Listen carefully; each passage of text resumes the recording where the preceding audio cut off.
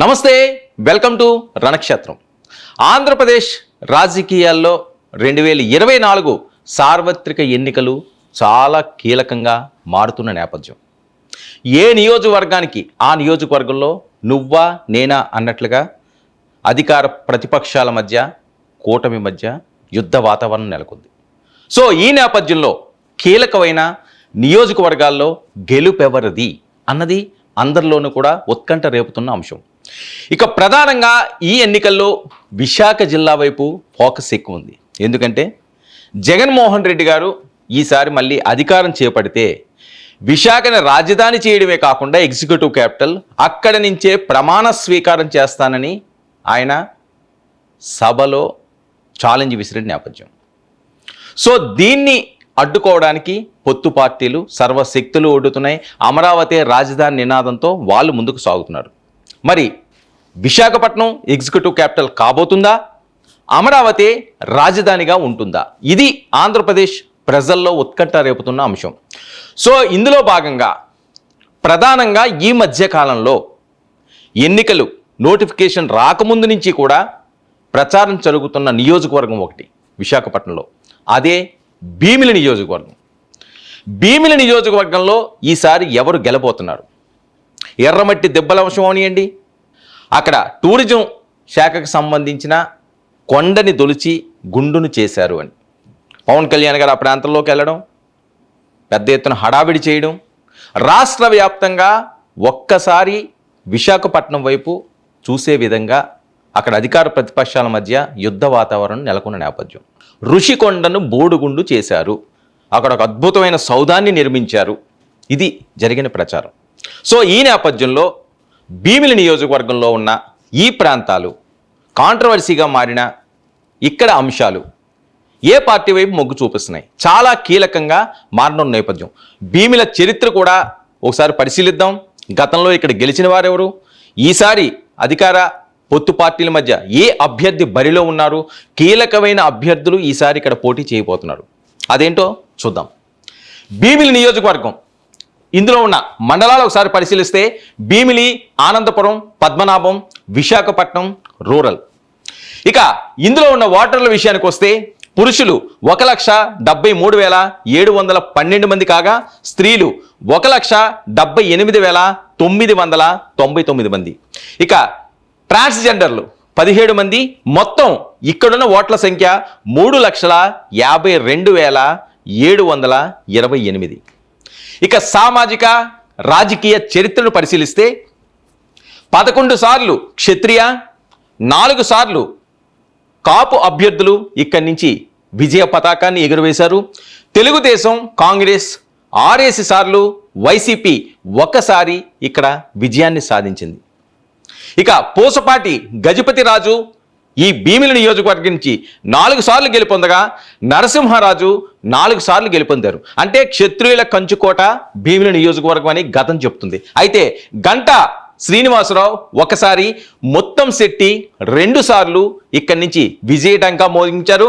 ఇప్పుడు ఇద్దరు తలపడడం అన్నది చాలా ప్రత్యేకంగా ఈ నియోజకవర్గం మీద విశాఖ జిల్లా అంతా కూడా ఫోకస్ పెడుతుంది.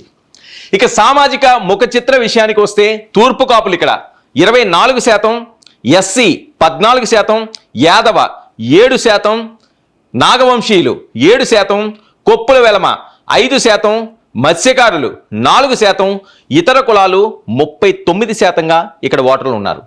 ఇక 2014 ఎన్నికల ఫలితాలకు వెళ్దాం. 2014లో ఇక్కడ గెలిచింది తెలుగుదేశం పార్టీ. రాష్ట్ర విభజన తర్వాత సీనియర్ రాజకీయ నాయకుడు గంటా శ్రీనివాసరావు ఇక్కడ విజయాన్ని సాధించాడు. ఆయన ప్రత్యర్థి వైసీపీ అభ్యర్థి కర్రి సీతారాం. అయితే గంటా శ్రీనివాస్కు 2014లో వచ్చిన ఓట్లు పరిశీలిస్తే 1,18,020 ఓట్లు ఆయనకి రాగా కర్రి సీతారాంకి 81,794 ఓట్లు వచ్చినాయి. 37,226 ఓట్లతో గంటా శ్రీనివాసరావు 2014లో ఇక్కడ విజయాన్ని సాధించారు. అయితే 2019 ఎన్నికలను ఒకసారి పరిశీలిద్దాం. 2019 ఎన్నికల్లో మొత్తం శెట్టి శ్రీనివాస్ వైపే ఇక్కడ ప్రజల మొగ్గు చూపించారు.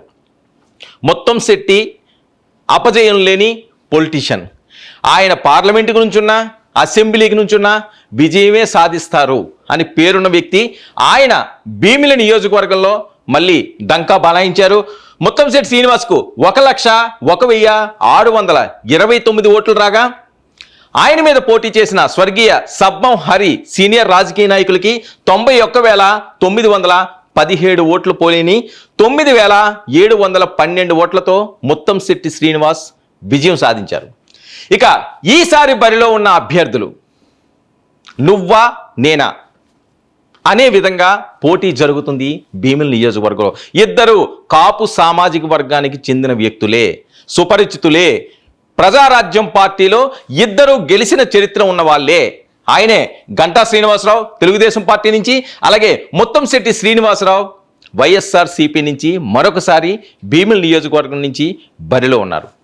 ఇక వైఎస్ఆర్ కాంగ్రెస్ అభ్యర్థికి ముత్తంశెట్టి శ్రీనివాస్కి కలిసొచ్చే అంశాలు: అవంతి విద్యా సంస్థల యాజమాన్యం నుంచి రాజకీయాల్లోకి ఈయన అరంగేట్రం చేయడం, 2009లో భీమిలి నుంచి ప్రజారాజ్యం ఎమ్మెల్యేగా మెగాస్టార్ చిరంజీవి గారు స్థాపించిన ప్రజారాజ్యం పార్టీ నుంచి కూడా ఈయన భీమిలి నుంచే పోటీ చేశారు, అక్కడ విజయాన్ని సాధించారు. 2014లో అనకాపల్లి నుంచి టీడీపీ ఎంపీగా ఈయన గెలిచారు. నేను చెప్పాను ఆయన ఎంపీగా నుంచున్నా ఎమ్మెల్యేగా నుంచున్నా ఇప్పటివరకు అపజయం అంటూ లేదు.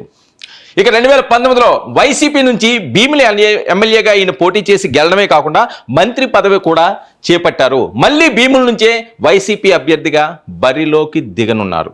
అంటే హ్యాట్రిక్ కోసం ముత్తంశెట్టి శ్రీనివాస్ అడుగులు వేస్తున్నారు. ఇక తెలుగుదేశం అభ్యర్థి ఇతను కూడా ఓటమి ఎదుర్కొన్న నాయకుడే. ఒకసారి ఎంపీ, 4 సార్లు ఎమ్మెల్యే, మంత్రిగా కూడా పనిచేసిన హిస్టరీ ఉంది. ఇప్పటిదాకా ఎప్పటికప్పుడు కొత్త నియోజకవర్గంలో పోటీ చేయడం గంటాకు అలవాటు. ఇప్పటి వరకు ఆయన ఏ నియోజకవర్గంలో పోటీ చేసినా మళ్ళీ రిపీట్గా రెండోసారి ఆ నియోజకవర్గంలో పోటీ చేయలేదు ఆయన హిస్టరీ చూసుకుంటే.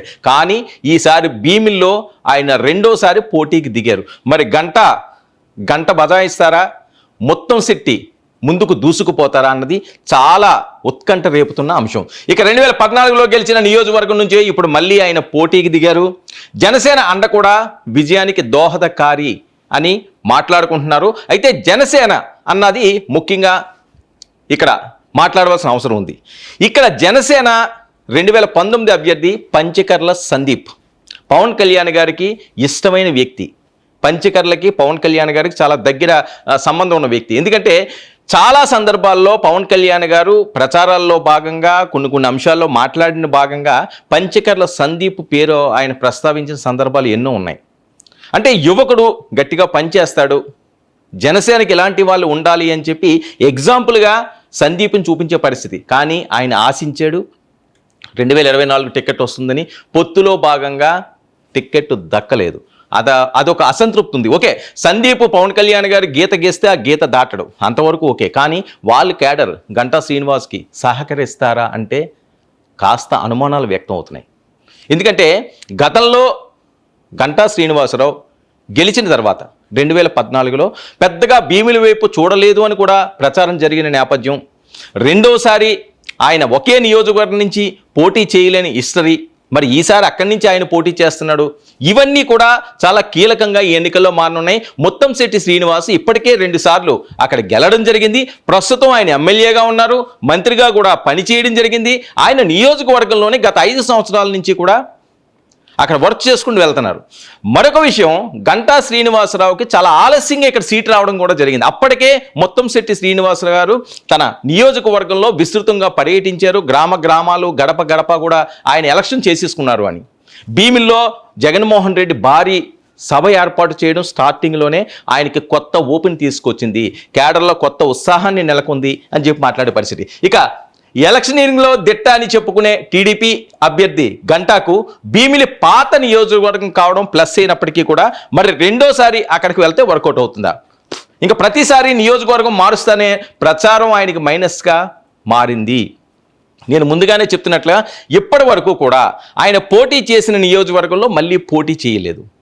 సో ఆయన మీద కూడా చాలా ఆరోపణలు ఉన్న నేపథ్యం. గత 5 సంవత్సరాలుగా గంటా శ్రీనివాసరావు గారు రాజకీయ పరంగా అంత చురుగ్గా లేరనే చెప్పాలి. తెలుగుదేశం పార్టీ ఎమ్మెల్యేగా ఆయన గెలుపొందినప్పటికీ విశాఖ ఉత్తర నియోజకవర్గం నుంచి 2019లో ఆయన విజయాన్ని సాధించారు. ఆ నియోజకవర్గాన్ని కూడా పెద్దగా అక్కడ కూడా ఆయన యాక్టివ్గా లేరని, రాజకీయాలకు చాలా దూరంగా ఉన్నారని, ప్రతిపక్షంలో ఉండడంతో అంత యాక్టివ్ పాలిటిక్స్ ఆయన చేయలేదని, ఒక సీనియర్ నాయకుడు ఆ రకంగా ఇంటికే పరిమితం అవ్వడం అన్నది పెద్ద ఎత్తున ప్రచారం జరుగుతున్న నేపథ్యం. చంద్రబాబు నాయుడు గారు కూడా ఆయన ముందు చీపురుపల్లె వెళ్ళమని ఆయన్ని నిర్దేశించడం, అక్కడి నుంచే పోటీ చేయమని. అయితే చివరికి ఏ ఈక్వేషన్స్ తోటి ఏ రకంగా జరిగిందో కానీ ఫైనల్గా అయితే ఆయన్ని భీమిలి సీట్ తెచ్చుకోవడం జరిగింది. కానీ అప్పటికే కాస్త ఆలస్యం అయ్యింది. మరొక వైపు గంటా శ్రీనివాసరావు గారు ఏదైతే బలమైన సామాజిక వర్గం అంశం అవనండి, లేకపోతే వాళ్ళ బంధువర్గం సమస్య అవనండి, లేకపోతే వాళ్ళ మిత్ర బృందం సమస్య అవనండి, ఎలక్షనీరింగ్ వాళ్ళు బాగా చేస్తారు. కానీ ఆయనకి ఎక్కడ టిక్కెట్ వస్తుందో అన్న కన్ఫ్యూజన్లో లాస్ట్ వరకు కూడా ఇబ్బందికరంగా ఉంది కాబట్టి లాస్ట్ మినిట్లో ఆయనకి టిక్కెట్ వచ్చింది కాబట్టి అంత చురుగ్గా ఎలక్షన్ చేసి ఆయన విజయాన్ని సాధిస్తారా? మరి ముత్తంశెట్టి శ్రీనివాస్ ఇప్పటికే ప్రజల్లో ఉన్నారు, ఆయన గెలుస్తారని చెప్పి పెద్ద ఎత్తున ప్రచారం జరుగుతుంది. ఆర్థిక పరంగా కూడా బలంగా ఉన్న పార్టీ. సో ఈ ఈక్వేషన్స్తో ఎట్టి పరిస్థితుల్లోనూ భీమిల్ని వైఎస్ఆర్సీపీ కైవసం చేసుకోవాల్సిన అవసరం ఉంది. ఎందుకంటే ఎర్రమట్టి దెబ్బల అంశం అన్నది అక్కడ వచ్చింది. ఎగ్జిక్యూటివ్ క్యాపిటల్ అంటే దానికి ఆనుకుని ఉన్న నియోజకవర్గం ఇది, చాలా కీలకం భీమిలి నియోజకవర్గం. సో తెలుగుదేశం పార్టీ కూడా గెలాలని అక్కడ సర్వశక్తులు ఒడ్డుతున్నప్పటికీ కూడా మరి ఎవరి సహకారం ఏ రకంగా గంటా శ్రీనివాస్కి అందుతుంది? గతంలో చేసిన ఆయన అభివృద్ధి ఏంటి? ఇప్పటికే 2 సార్లు ఆయన భీమిలి నుంచి పోటీ చేసి ముత్తంశెట్టి గెలిచారు కాబట్టి ఆయన వైపు మొగ్గు చూపించే అవకాశం ఉంటుందని, మరొక వైపు వైసీపీ క్యాడర్ అంతా కూడా కాస్త అసమ్మతి మొదట్లో ప్రకటించినప్పటికీ కూడా ఆ తర్వాత ముత్తంశెట్టి వాటన్నింటినీ కూడా సెటరేట్ చేసుకున్నారు, చురుగ్గా పాల్గొంటున్నారు. ఈసారి భీమిలి నియోజకవర్గంలో ఎట్టి పరిస్థితుల్లోనూ గెలాలన్నది, హ్యాట్రిక్ కొట్టాలన్నది ముత్తంశెట్టి జయం. మరి గంట తన రాజకీయాన్ని ఏ రకంగా పదును పెడతారు, ఏ రకంగా ముందుకెళ్తారు, తన మీద ఉన్న అసంతృప్తులు అవనియండి, తన మీద ఉన్న వ్యతిరేకత అవనియండి, వాటిలన్నింటినీ కూడా కూల్ చేసి ఈయన సక్సెస్ వైపు ఎలా వెళ్తారు అన్నది చాలా కీలకంగా ఈ నియోజకవర్గంలో మారుతున్న అంశం. మరి చూద్దాం, ముత్తంశెట్టి మూడోసారి ముచ్చటగా ఇక్కడి నుంచి విజయం సాధించి హ్యాట్రిక్ వైపు అడుగులు వేస్తారా, గంట మరోసారి ఇక్కడ గంట మోగిస్తారా అన్నది చూడాల్సి ఉంది.